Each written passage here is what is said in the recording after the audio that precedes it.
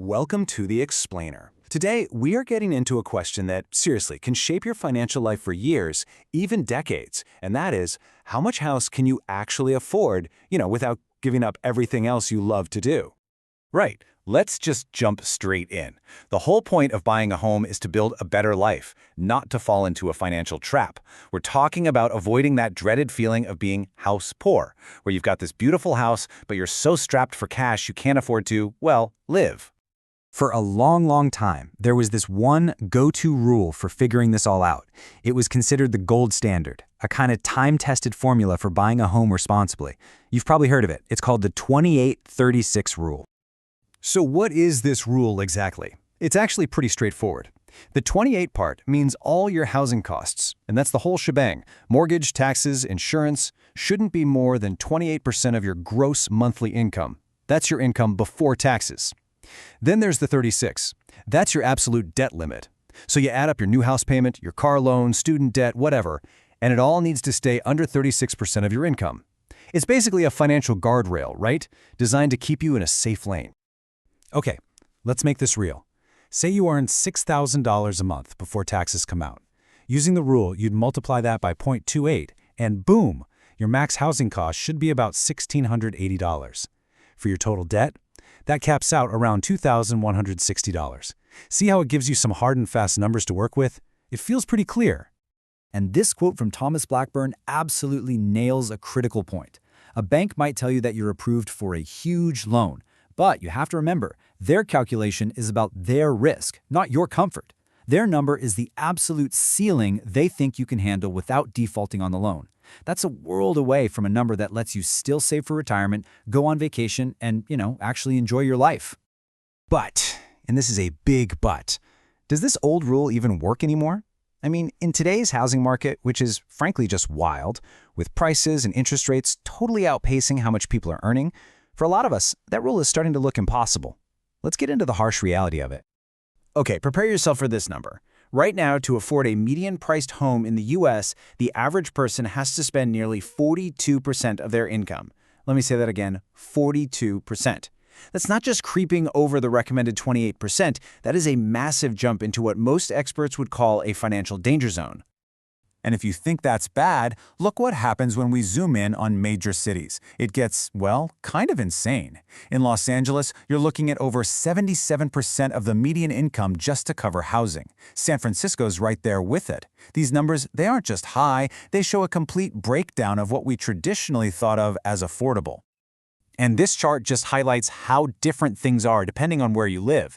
It's like two different countries. In a place like Marin County, California, you'd need almost 120% of a typical salary. That's literally impossible. But then you go to Wayne County, Michigan, and it's just over 16%. So this affordability crisis, it is absolutely not a one-size-fits-all problem. But here's the thing. The mortgage payment is only part of the puzzle. A lot of the time, people become house poor because of all the costs that don't show up in those glossy real estate photos, the ones nobody really warns you about. And financial planners are always trying to sound the alarm on this. A good rule of thumb is to expect to spend 1 to 2% of your home's value every single year on maintenance. So think about it. For a pretty average $370,000 home, that's another $300 to $600 a month you've got to have set aside for when the roof leaks or the furnace gives out. And trust me, it will. This chart really puts it all into perspective, doesn't it? Just let that sink in. The mortgage itself, what you think of as the payment, that might only be about 2/3 of your actual cost.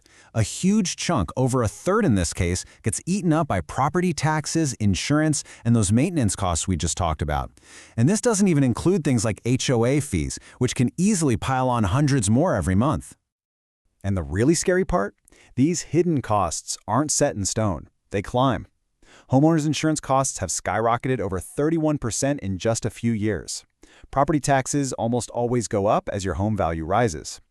It's this slow, compounding pressure that can really start to squeeze your budget over time. All right, so with high prices and all these sneaky costs, how in the world are you supposed to figure out a truly safe housing budget? Well, let's look at a much smarter and, frankly, safer way to do it. A lot of financial experts are now pushing for a more conservative rule. Dr. Severine Bryan's advice is to cap your housing costs at 30%, but here's the key, not of your gross income, but of your actual take-home pay.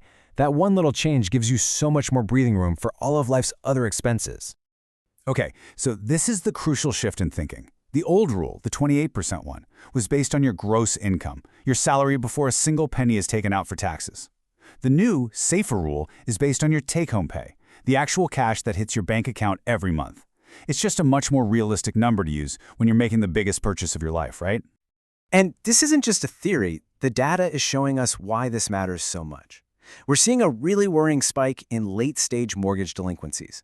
That means more and more homeowners are falling seriously behind on their payments. It's a flashing red light that financial stress is growing and that people are stretched way too thin. So let's wrap all this up. How can you make a choice that you feel good about? One that balances that dream of owning a home with the reality of your financial health. At the end of the day, it comes down to being conservative and smart. Take a really honest look at your entire financial picture, not just what a mortgage calculator spits out. Understand all the costs. And please, have a solid emergency fund. That's your non-negotiable safety net. And you know what? Sometimes the smartest, most powerful move you can make is just to wait. Because here's the bottom line. The goal isn't just to own a house. It's to own it in a way that makes your life better, not more stressful. A home shouldn't stop you from saving, from investing, from living. The true test of affordability is whether you can pay for it all and still build the future you actually want. So, the last question to ask yourself isn't about the price tag on the listing, it's about the total cost.